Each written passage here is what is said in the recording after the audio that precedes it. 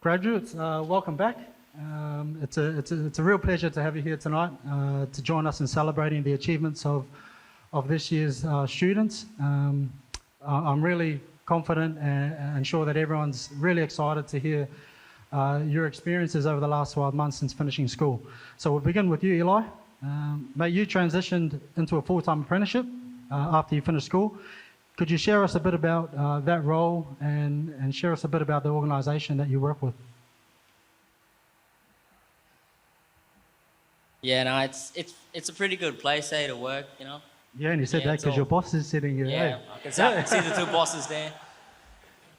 That's why I don't really want to say anything out of place, but yeah. So, once I finished from here, and I went there, started going into a full-time job, and then once you get into a full-time job, like from now, it's gonna be a lot more harder because you'll be at work every day, non-stop, like every day, only weekends. It's not like when you get that school-based apprenticeship where you just go in when you need to go in, and go do your training and then back to school again for schoolwork. But yeah, in them situation, it's a lot more harder.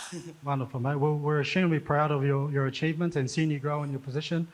12 months ago, you were on stage and we celebrated your achievements and we farewelled you. This year, we have another Taylor who will be taking the stage shortly in Chad. And Chad's taken a similar path to you, mate. He's looking at transitioning into a full-time apprenticeship next year. Any advice, not only for Chad, but our other grade 12 students, for those looking at pursuing full-time employment after they finish school?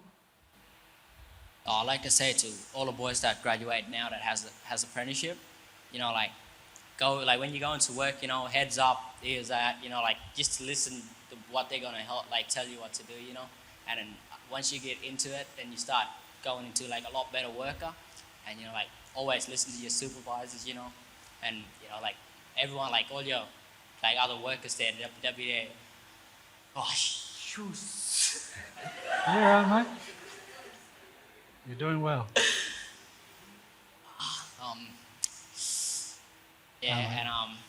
Chad, when you go into AMA group, Marty's there. He's a good boss. When he was my manager before he went to the center manager, he was always there for me. And, he helped me through times. And now Phil's my boss at Gemini, he's a pretty good boss. They help me every time when I need it. They're always there for me, they're just a phone call away. Don't be afraid to give them a call, Just tell them if you need help. Get out there and you just call them up and then they'll help you out, That's how I learned from what they told me, they were always there from the start. Since I started at Gemini and into the AMA group from the start, it's pretty easy once you get help from them. And, just ask for help all the time. Wonderful. Thank you, mate. Some great advice, not only for our graduates, some of the adults in the room as well. Mate, you continue to do well in your role. You're always a leader here at the house. A lot of the students look up to you, so it's great to have you here tonight. Thank you very much, mate. Thank you. We're now going to hear from Babetha. Hello, Babetha. Hello, Antonio. How are you? I'm good, thank you. Babetha, in your final schooling year in 2020, you undertook a school-based apprenticeship with QBuild, where you were only required to attend school 1 day a week. Immediately after you graduated school, you transitioned into a full-time role. How has attending work every day for 5 days a week, how has that adjustment been for you? Well, I guess it was a hard transition from school-based going into full-time because I wasn't like everyone else with school-based, as they, like you said, only 1 day a week. So when I went from school-based from 2019 till this year, as I'm full-time now, I don't know, I guess, it was just hard because going into full-time, most of the tradesmen expected me to know a lot of things, but me going to work 1 day a week, I couldn't really have much experience. every day of every week like was different. So each week I would go, like one week I'd do a bathroom, the week after I just completely different, like the day off, like yeah. I don't Oh, wonderful. feel. So, Babetha, you have a genuine passion for rugby league as well. You've been selected in a number of rep teams. How have you managed to balance football, life outside of work, and work as well? Well, I guess when I was in school, it was easy to balance everything because I had all of yous to do all that for me. But after I graduated, I realized it was too hard for me to take on like more than one rep team. So this year I had to make a decision from either stepping down from Gold Stars or Blackhawks. But because it was only like one-time opportunity playing for the under-19s for Blackhawks, I just left Gold Stars and just did the Blackhawks season and just continued working. And then now that that's finished, they've asked me to join with them again next year. So because I don't have any Blackhawks next year, I guess I can take on Gold Stars again. Oh, wonderful.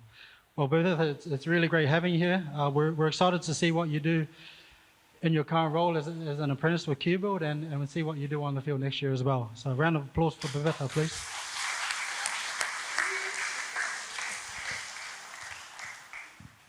Colin, my brother, how are you? Hey, good.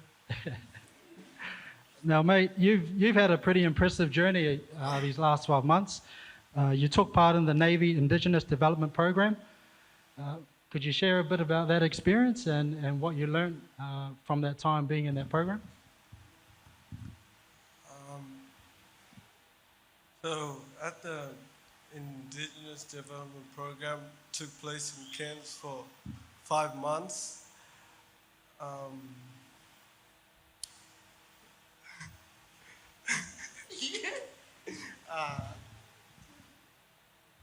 Yeah.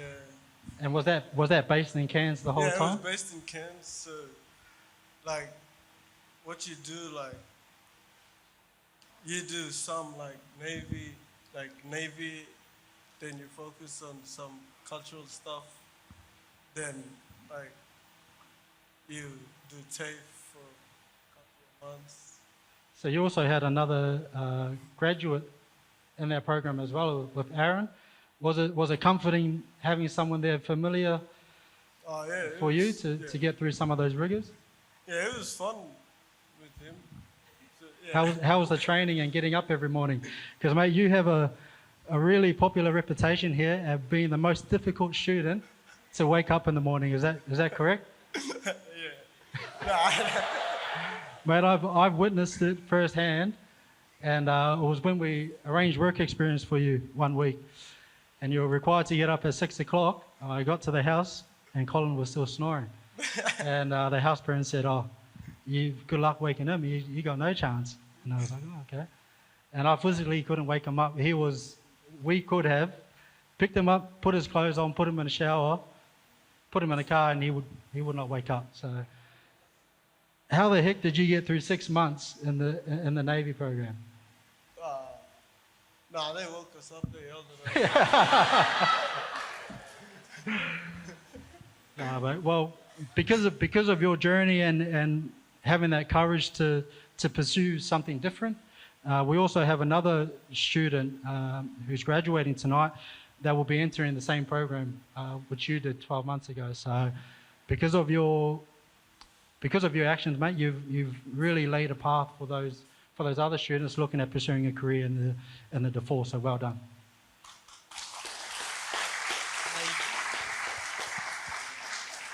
Last but not least, we have Gary Tom. Hey, James. So, Gary, you're currently undertaking a traineeship in community services. Do you mind sharing a bit about that role?